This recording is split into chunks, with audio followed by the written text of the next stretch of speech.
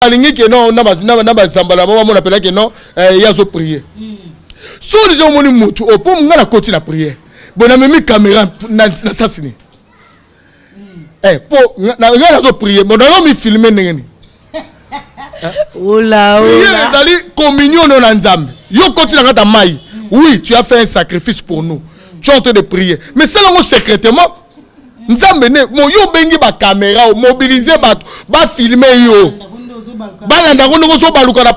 ça ce sont des intimidations. Allez-y comprendre que azoluka base batata lokola ba papa mutombo kalombo basali musala na mboka oyo sont des patriarches. Il a fait plus de 40 ans dans le ministère. Il a souffert l'évangile. Mais yo lelo mwana obimi lelo pas même 10 ans de ministère, pas même 14 ans. Obimi lelo peut-être oyeba ki oza ki chantre. Tala, diable aza ange de lumière, il séduit. A séduire yo, allait-il lumière azo séduire la cérémonie azo sala, on confirme maintenant que c'était le diable qui était derrière cet homme. Peuple diaspora bazaki na simanaye, les gens ont compris. Aza nzambe, aza nzambe. Tala zo dénoncer ba pasteur, tala bo zo on est traité à dénoncer ye moko muta impudicité, muta kobo. Ye wana basi ba bundela ka bonganga nzambe nini wana mutala ta ba sac. Azwa eloko moko oyo ezalo wa mo bas ezalo wa neti moi kiv moko boye et atu azu ba sang ati yango na kate zo tumbama alors que non je délivre le pays quelqu'un qui l'entre en esprit en aposa ba santé pour ça tumbama biloko na brûler ba biloko na impressionner ba touté ala ta ba sac pour impressionner ba tout ba la que yenda yeko bondela montre-nous là où Pierre a continué à ta maille à côté de la maille, à la tiba sac, tout le monde a fait la cérémonie à juillet, à juillet, en sang appelé ici, oh, nazo délivré, ni mboka. Oh, pasteur, mi salon bimi polele. Après ça, va prophétie belé, oh, no mutuba okufa, ti le ope mutara okufate. Oh, la limité mutara okufa, ti le mutara. A prophétie, mutara papa mutombo kalomo, qui est un père, un patriarche dans notre nation.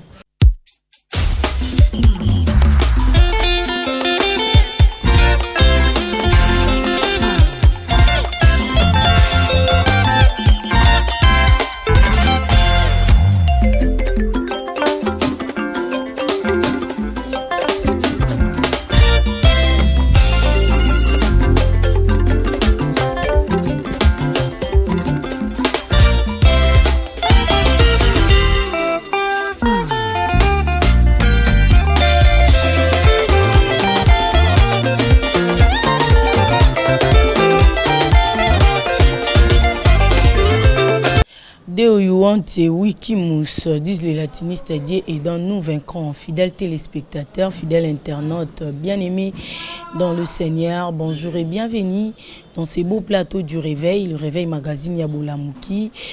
Les réveils magazine nous permettent de qu'est-ce qui se passe dans le domaine dans la République démocratique du Congo. Les réveils magazine Yabokundoli et pas Ewab Tokenda Kokundo là bas information dans souci à satisfaire topé ko informer bino à temps réel bino ma fidèle téléspectateur bino obopona le collectif. J'ai dit un très grand merci à Janice qui a quoi mazana si ma caméra, merci aussi à Maldini Mayanga également au grand réalisateur capable et expérimenté Papingi Nama vrai jeune Mukonzale Anabatu tout talabungena talabung kitukidi. Et j'ai dit un très grand merci à toute l'équipe le collectif Europe, merci à papa et maman Nzambi, Moutima ya maman Marie Manzambi, merci na web de web Clément qui poy Moutima ya maman Betty qui poy également la papa Manu Ferraïma, Moutima ya maman Angèle. Le réveil à Mokola Lelo nazana esengo ya koyamba pona bino le prophète Josué Kabengele et le honnête koyeba na ko sombi kina makanisi na mayematali l'église c'est réalité parce que lelo tout mon union son na ba église tout mon otoko komona et bandimi mususu ba pengui ba mususu ba komi ba incrédule par rapport à ce qui se passe na ba église na biso lokola musakoli pour babi basakoli bazara na maya koloba ça dit ba onde ba pesera ba prophétie ba monaka nini koya pona mboka ba monaka ba venir à ba tout ekoluka aibisa biso qu'est-ce qui se passe na ba église na ba vie na biso est-ce que tous en attendent de la fin parce que bato belé balobi non temps de la fin bilembe kokisami eza yango toti tokoye balango comprendre yango tout au long ya magazine au sans plus tarder on a pu s'inviter dans Ngambote Oazabon les prophètes je suis Kabengeli. Bonjour papa. Bonjour Nasi Kilakiti. Voilà, ba téléspectateurs à Lokole TV bazana ensengo ya komona on a plateau le lobi na bango. Non na lobi na bango bazala branché bazala connecté nzambe na lola akosunga bango makasi Bible lobi mon peuple mère faute de la connaissance. Et je crois que grâce à Nzambe toko fungola moi mukie liloba Nzambe afin que to éclairer opinion to éclairer bana na Nzambe o bazana kat na confusion o bazana se poser tant de questions sur la réalité. Ils ont se passé le lot dans l'église, ils ont se passé le lot dans le monde monde de spiritualité. Il y a beaucoup de dérapages, il y a beaucoup de hérésies, il y a beaucoup de fausses doctrines, il y a beaucoup de fausses même prophéties. Ils ont testé bibliquement. Pour expliquer balandi na biso il y a Lokole TV et baza la poto baza partout dans le monde et puis au baza na Kinshasa vous aura très suivi donc cela veut dire que tozana pona ko édifier peuple wana yango na sengi bon baza la connecter bakoza la dessuté. Voilà, merci beaucoup Motuna Nzambe. Tolobi l'église et ses réalités. Yep ça ce temps tolo l'église et ses réalités. C'est quoi l'église en fait? Parce que na quelle église? Yo bino bokende église te. Ndeko na biso avanda na église. Église na biso ezara place boui. Église na nga bandimi na nga bazalra. Yep ça biso église ezani. Oui, ça pena confusion belé c'est ezala mingi même na basala Nzambe même na bana Nzambe mingi ba yebara église ezani. Par définition, d'abord, le mot église, est un momoko, peut-être, à la combat, à la surprise, est un momoko, lié à la spiritualité. Le mot église est lié à l'affaire politique. C'est un mot grec tiré na origine nango grec, qui veut dire tout simplement ecclésia. Pourquoi? Parce que à l'époque, il y avait des problèmes liés à la politique. Donc le mot église n'est pas d'abord un mot spirituel, c'est d'abord un mot ecclésia, c'est un mot lié à la politique. Pourquoi je dis lié à la politique? Par rapport à ce mot-là, ecclésia, c'est-à-dire un groupement de gens. Ce groupement-là, c'était comme des parlementaires. Bazaba parlementaires qui sortaient hors du système Yamboka. C'est-à-dire, bimi na mboka, peut-être les bandes se retirer. Bazalora ba parlementaire debout. Donc, se retirer, une décision liée à la politique. C'est-à-dire, makambo eza tambola bien na mboka te, économie malamote, vie sociale, vie politique eza malamote. Alors, ce groupement de gens prenaient des décisions, prenaient des initiatives, et ce groupement, c'est-à-dire, les ecclésias, un groupement de parlementaires qui sort hors du pays, hors du système, il y a pays. C'est-à-dire, système politique, il y a mboka, bimi li banda, jui ba décision, jui ba initiative à sika, orientation na mboka. Et ce groupement de gens, au bazar parlementaires, on les appelait, ces groupements, on les appelait les ecclésias. C'est un mot tiré d'un mot grec. Alors, les ecclésias. C'est ainsi que Christ viendra maintenant. À cette époque, il y a des troubles politiques qui sont liés à Mboka. Alors, ce groupement, déjà, Christ avait trouvé ce groupement-là. Le mot-là, Christ avait déjà trouvé ça, le mot ecclésia. Ce n'est pas lui qui a inventé ça. C'était déjà, Ezaki déjà a trouvé un groupement de parlementaires là, qui sortaient hors du système Yamboka. Et Christ viendra maintenant pour dire que moi aussi, Jésus, je bâtirai mon ecclésia, c'est-à-dire mon église. C'est-à-dire mon église, c'est-à-dire un groupement de gens au bazar à Mokili, mais bazar à Mokilité. Voilà pourquoi vous allez voir que Jésus dit à ses disciples, vous êtes dans ce monde, mais vous n'êtes pas de ce monde. Là déjà, Jésus introduit déjà l'église, la pensée originale de l'église. Il veut dire que bazar à Mokili, mais bazar y a Mokilité. C'est-à-dire groupement y a batu, au babimi, hors système y a monde. Organisation, mondialisation, makamuno c'est lié à monde. Babimi libanda. Ce groupement là, on les appelle les ecclésias, l'église. Maintenant, il y a maintenant un autre problème. Il y a plusieurs, il y a deux sortes de l'église. Oh, bah tu faut pas comprendre. Nous avons l'église qu'on appelle l'église universelle. Église universelle ou soit l'église catholique. J'ai trouvé un pasteur qui dit l'église des rêves, l'église catholique. C'est parce qu'il y a un mot catholique. Le mot catholique est lié à latin qui veut dire catholicos, qui veut dire tout simplement universel.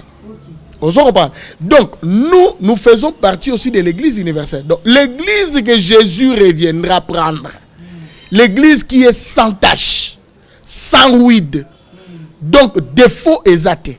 Cette église-là, on l'appelle l'église corps de Christ, ou l'église invisible, ou encore l'église universelle, l'église catholique. Je ne parle pas de l'église catholique d'origine romaine. Non, je ne parle pas de ça. Je parle de l'église, l'église universelle, l'église corps de Christ, où Christ a au joie.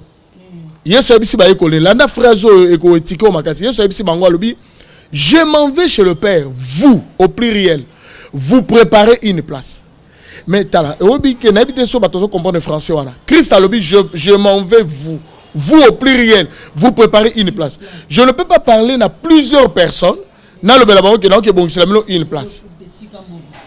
Donc là déjà Christ montrait qu'il n'y a qu'une seule place qui appartient à cette église-là, corps de Christ, église corps, église invisible. L'église corps de Christ est nini. Les églises oyo, ils ont regroupé les membres oyo, bayambi Christ comme Seigneur et Sauveur. Ils sont baptisés. Ils marchent selon la volonté de l'Esprit. Ils sont remplis du Saint-Esprit, conduits par l'Esprit de Dieu.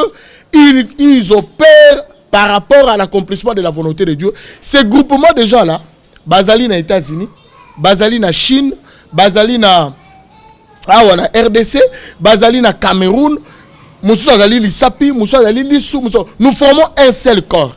J'ai entendu un musicien qui dit Ayemba même dans Zembo, mais ce sont des erreurs. Et ça parce que il faut apprendre connaissance. Alors les églises corps de Christ du Congo, il n'existe jamais les églises corps de Christ du Congo. Parce que sur les églises corps de Christ du Congo, c'est qu'il y a aussi une église corps de Christ en France. Alors qu'il y a un seul église corps de Christ. Il devait dire des églises du Congo. Il ne pouvait pas dire les églises. On appelle ça l'église corps de Christ du Congo. Et ça déjà fausseté, et ça erreur ma casse. Église des églises du Congo. Ne au Sambote. Mais kolobate église corps du Christ du Congo. Parce que si on dit que l'église corps de Christ du Congo, c'est que toqué dans un. Église corps de Christ du Congo. Na Brazza, église corps de Christ du Congo. Na Zambie, église corps de Congo. Il y en a 3. Donc si on est en France, église corps de Christ, il y a France. Donc, il y a 4. Oh, il n'existe pas 4 églises corps de Christ. Il y a une seule église corps de Christ qui réunit maintenant des églises. Okay. Il y a Congo, il y a France, il y a Europe, partout. Vous comprenez? Alors, cette église-là, corps de Christ, ne place Oyo, il faut pas comprendre. Les églises sont invisibles. Ce n'est pas une église visible. Église invisible, on ne la voit pas. Tout le monde en outil. Mais ça forme un corps dans l'invisible. Et c'est ce corps-là que Jésus reviendra. Le jour où Christ reviendra, il viendra prendre cette église. Et c'est même cette église-là, je m'en vais vous préparer une place. Une place, c'est la place de cette église-là invisible. Vous comprenez? Alors, Jésus, au moins Ancien Testament, il y a ombre, il y a Nouveau Testament. Il faut pas comprendre que Salomon est la typologie à Christ. Salomon a la base belé, il a plus de 1000 femmes, non? Il a base belé, concubine, tout. Mais à sa mort, à sa fin, tant comme qu'il n'a pas souka na wana ninga kufa, Salomon a le belé au monde a proverbe, si tu trouves une femme, tu trouves le bonheur. Je pensais que Salomon a coupé ça va te conseil comme il y a la base belé, alors que si tu trouves des femmes, parce qu'il a base belé. Il y a 1000 femmes. Si tu trouves 5 femmes, mais malgré que dans la base est belle, mais si tu trouves une femme, là ça montre déjà Christ qui a plusieurs femmes. Toi tu es la femme de Jésus, tu es fiancé à Christ. Moi je suis fiancé à Christ. L'autre Papinginama est fiancé à Christ. Tozali est belle, mais le jour où il reviendra, il trouvera qu'une seule femme. Si tu trouves une femme, tu trouves le bonheur. Une seule femme qui est l'église universel corps de Christ. Okay. Donc, yoza fiancé, ngala fiancé, mais toza ba fiancé l'église corps de Christ. Toza les ba membre, l'église wala invisible. Toza ba membre, mon gars lisapi, muso ada lisu, muso ada tout ça. Muso ada le colo. Nous faisons partie de cette église là invisible. Mais là, il y a un second église. Oh, bah tu vas confondre avec lelo. Oh, lelo, mon amour, tu as quand cette église là, parce que je fais partie de cette église, ça suffit là. Je suis sauvé. Non. Il faut que tu fasses un effort, que tu sois membre de cette église-là.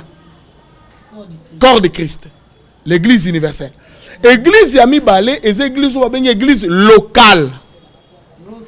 Église locale, c'est une église qu'on peut localiser dans un endroit, dans une adresse, ou un bâtiment qu'on a construit. Mais ce n'est pas cette église-là où Christ reviendra prendre. Non.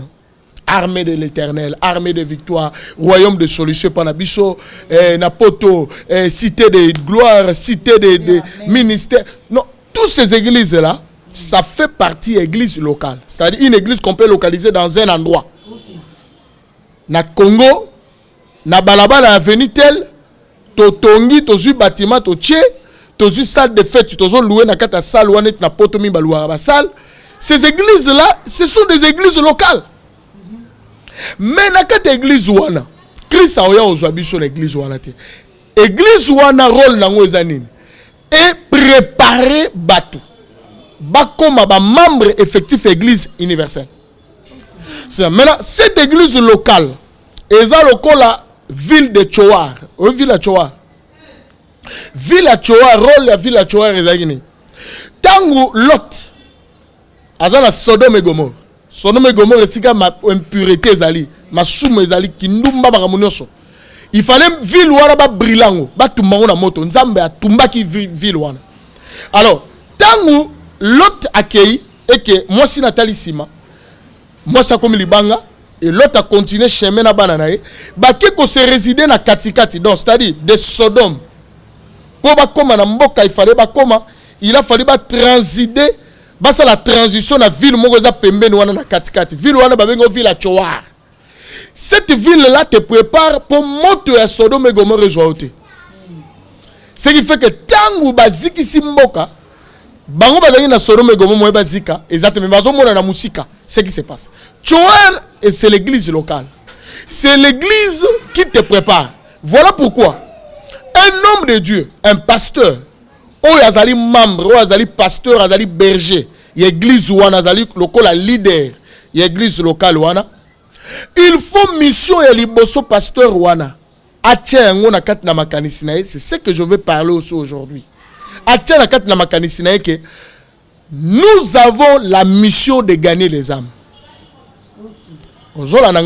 L'église là locale a d'abord une mission de gagner les âmes.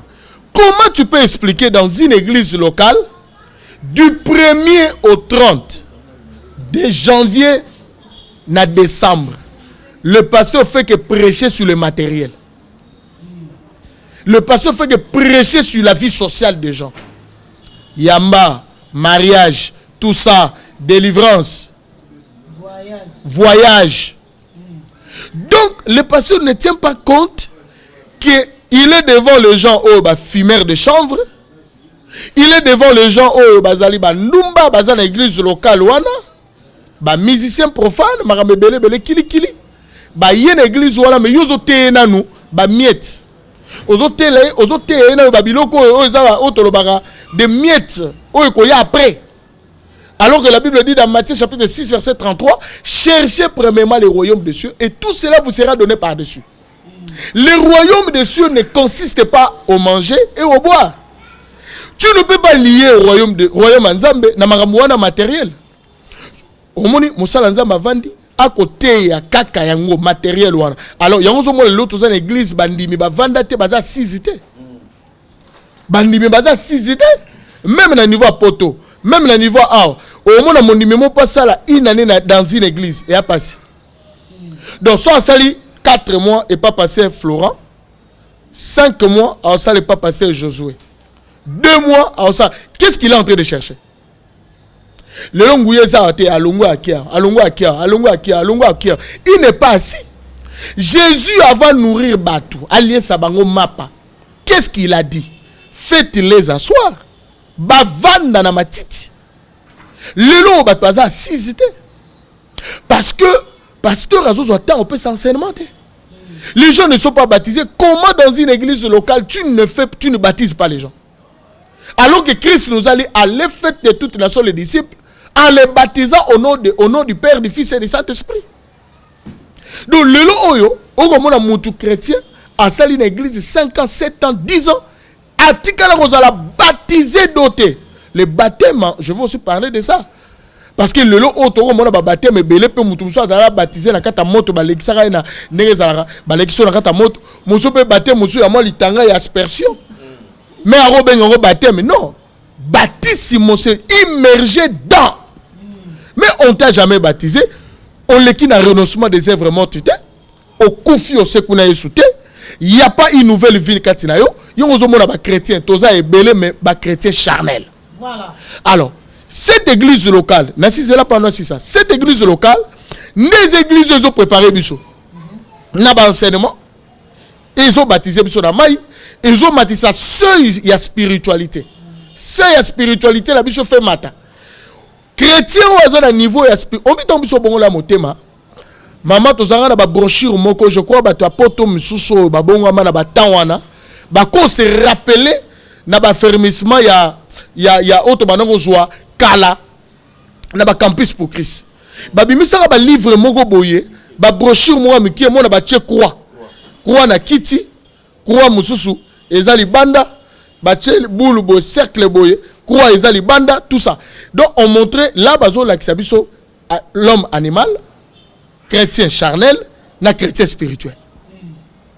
Donc moutounou sa que je suis homme animal lorsque je n'ai pas Christ en moi.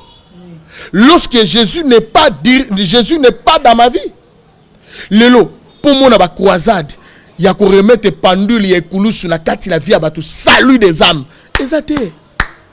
Talaka kota na ba internet kota na ba internet o monaka ba pasteur o monaka on s'entretue et bazo créer ba bezu moko be pasteur a comment pasteur vedette pasteur a comment pasteur star donc il faut créer donc quand il passe na internet boye donc il faut aluka créer bezu moko boye souci ba amezate souci ba patezate séminaire au monde séminaire sur les finances séminaire au monde séminaire sur la prospérité. Séminaire au monde séminaire ezaka makambo za lié na mokili. Le surnaturel de Dieu, comment avancer, comment prospérer, c'est le travail du diable. Ce qui fait que dans l'église nous avons plein des églises, dans un message moko on a les chrétiens corbeaux, na ba chrétiens colombes. Là nous rentrons dans l'arche. Dans l'arche de Noé, Noé avait lâché d'abord le corbeau. Azu corbeau a lâché. Corbeau a cueilli. Dès que le corbeau est parti, le corbeau n'est plus rentré. Tu sais pourquoi il n'est plus rentré? Parce que sur la Lévitique, le corbeau se nourrit de cadavres. Et ce qui fait que lorsque le corbeau est sorti, à quel coup tu as bibembe? Bibembe est koufaki. Corbeau dit, eh, sia, ngala zongele. À comment l'année bibembe? Il y a des chrétiens comme ça, il y a des pasteurs corbeaux, il y a des chrétiens corbeaux qui mangent les cadavres. Ici, qu'est-ce que je vais parler? Papa, on a cadavre, Batanga 1 Timothée chapitre 5, verset 6. La Bible dit celui qui vit dans le plaisir est mort, quoi qu'il est vivant. C'est-à-dire, mouta vivre dans ma soumou, na plaisir à mokili, il est mort, quoi qu'il est vivant. Alors, quand quelqu'un mange les cadavres, c'est-à-dire, c'est déjà un moribond à couper sur le plan spirituel. Il y a des chrétiens comme ça. À quelle église, mais on a facilité au côté de boîte de nuit facilement. Pasteur, à terre à l'Ilobanza, mais on a facilité au côté de boîte de nuit, il y a aussi n'importe quoi. Pourquoi? Parce que, Aza corbeau, Azolia corbeau. Alors que si tu lis deuxième espèce, ezaki colombe tombe à lâcher, accueillir à coup de corbeau zolia bimembe. Corbeau d'ailleurs a invité à le dire, mais non, je ne peux pas manger ça. Mais colombe a quelque luka na bec na ya ke luka loko monsieur ezali nourriture différente au corbeau banolia. Colombe a ke soit olivier, feuille d'olivier a tchango na monoko na. On fait l'olivier, c'est l'image de l'esprit, l'image du Saint-Esprit. Donc là, on montre déjà catégorie à bateau, c'est l'esprit de Dieu. Le fruit digne de repentance, le fruit de l'esprit. Il y a un dans la Bible, Jonas, chapitre 1er, verset 1. bazoloba Bible lobi Jonas fils d'Amitai. Parce que la Bible comment a 3 langues. La Bible a été écrite en hébreu, en grec et puis en araméen. Araméen c'est l'ancienne langue hébraïque. Alors, traduire en français. Lorsqu'on parle de Jonas fils d'Amitai, Jonas c'est l'ingi koloba colombe na hébreu. Amitai est l'ingi koloba fidélité. Donc, Jonas, la colombe, fils de la fidélité. Nous avons besoin de chrétiens. Colombe, Noé, il a été fidèle à Zongi, na arche pour respecter loi et fidélité. Lelo autre na chrétien baza fidèle na Nzambe te. Baza fidèle na homme de Dieu, pasteur na ote parce que lelo zali oki koto OK, tu n'es pas assise. Yango nazo interpeller des hommes de Dieu, tozongisa ekulusu na kati na centre ya évangile na biso. Rôle ya église locale yango wana. Siko église wana ezo ba musicien, ezo ba ndumba, ezo ba tunyos, ba escroc, ba une église wana. Mais maintenant c'est le travail du pasteur, à ça le travail de l'enseignement, à peu temps de la fin, à peu sur l'eschatologie, à peu Jésus revient bientôt, à bango sur le fruit de l'esprit, à bango sur les 9 dons spirituels, à bango la différence entre paroles de connaissance, paroles de sagesse, dons de discernement des esprits, à bango sur la prophétie, à bango être prophète. Et zanini, tu peux avoir le don de prophétie, tu n'as pas le ministère prophétique. À bango sur le fruit digne de repentance, le fruit de l'esprit. À bango sur makambuana nde eko préparer bandimi wana le loba comme membre de l'église wana parce que un jour chacun de nous rendra compte auprès du Seigneur et chacun de nous saura que l'enfer existe. L'enfer existe. Voilà. Voilà, merci beaucoup prophète Josué Kabengele na landio na bokebi. J'espère que les téléspectateurs peuvent landio parce que au Tefeli pena malam pour te comprendre l'église des Aranini en fait pour battre église nanga te comprendre l'église locale, l'église universelle, l'église corps du Christ et tout. Siko yebisa biso eloko nini siko esali ke ba pasteur ba mema message au lobité. Et ça parce que pasteur msou comment pasteur to bazala pasteur batanga te to poko pasteur o mema message ya repentance o bongo lisabatu ba mitema o benda ba ame pa ya Nzambe. Il faut ça pasteur o lekino na bande de l'école to eza nini eloko nini sala bon cause eza mo ebele soto lobito bana ko epengla ngoto aussi c'est mission te. Mais na olobelaka moi quelques causes moko majeures. Cause ya liboso eza manque c'est-à-dire pasteur azoye bate mingi ba bengama et pas Nzambe mais bazui tana bango ya formation te. C'est-à-dire lelo moi mutala muki na tongo mama comme pasteur. Mutu mama azui appelle maman il se nomme. Au moins la mutu moto yeba ki peut-être azagine muta théâtre. Pour jouer à moi lumière moi pas comme pasteur. Mais batala non histoire à Paul. Hein? Paul la Bible, na chemin à Damas. Il rencontre le Seigneur, la lumière, n'est-ce pas non? Mais quand il a rencontré lumière, il rencontre, c'est l'appel, il a rencontré Christ. Christ, c'est Pierre, non, Saul, pourquoi me persécute? Mais si on a dit parcours, d'abord, pour l'information, Saul avant Wana, à l'école qui n'a pas école ébélée, école de Gamaliel, attends l'école de Gamaliel, parce que Saul, Azala qui n'importe qui était, a qui pendant mutumo assise na ba loi, assise na ba enseignement, ya ba scribe, ya ba sadducéen. Parce qu'à l'école, il y a une école de Sadducéen, à l'école, il y a une école de scribe, à l'école, il y a une école de Gamaliel. Donc, ça veut dire que bien bâti, ça veut dire la connaissance, il y a théologie, il y a science, il y a bon Nzambe. Mais là, on a une spiritualité. Ce qui fait que on a persécuté l'église, tout ça. Mais au commun, malgré appel à Juana, Nzamba, l'équipe, la formation, Kende et pas Anania. Orienté vers Anania. C'est là où Saul a quelque connaissance. Et non pas seulement ça, là il a fait 3 ans. Après ça, à l'équina makolo ya basali ya Nzambe, près de 14 ans. Pour consacrer la Bible, mettez-moi Paul et Barnabas, consacrer Bango. Mais tant que consacrer, c'est après 14 ans. C'est-à-dire, le lot, tu vas avoir formation. Un pasteur qui n'est pas équipé, même si Dieu t'a appelé, même, je dis bien, même si Dieu t'a appelé, tu dois passer par une école, tu dois passer par le leadership d'un père. Recevoir des bases solides. Où il y a éthique pastorale, où il y a caractère, oyo ko sunga oyo ko équipé ozala mosali moko bien équipé. Ce que to kekaka na pas juif na Israël, lévite. Ce qui le a comme un sacrificateur, il faut aller qu'à 10 ans de formation.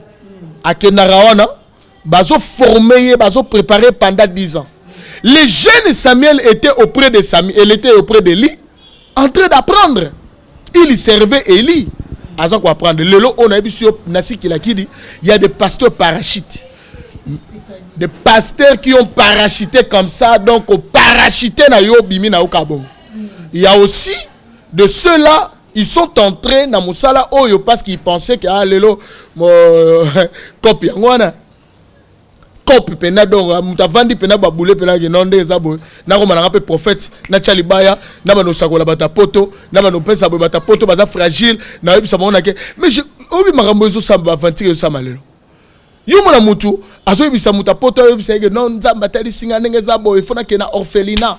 Il faut que ne boye tout ça banini tinda $2000 tinda 1500 tinda boye na que ta ba ok pota la ba ofele wana mususu vo même moment na non ndenge za boye na okotelo mabondeli moko pena na zamba na okotelo mabondeli mais lukuta akotite naza déjà na zamba mais ana zamba te omone na kitamo magasin omone na nini bo tout ça comment ces aventures là ozomona ke baza lelo batu ba koti au bible lobby ils travaillent pour leur ventre donc appelle les athées enthousiasme à côté de Moussala Nzambe enthousiasme à côté de Moussala Nzambe na sentiment parce que l'autre est là parce qu'à moni wana somaki jeep parce qu'à monaki wana salaki bonga pe na sala yango et conséquence ne ba jara ba pasteur on a qui font des troubles mususu pe azal appel à Nzambe mususu pe azu formation à Nzambe mais akende na côté ki na ba ekiri moko ya mabe mbuma ya mabe ebe bisaramba mbuma ya kitoko.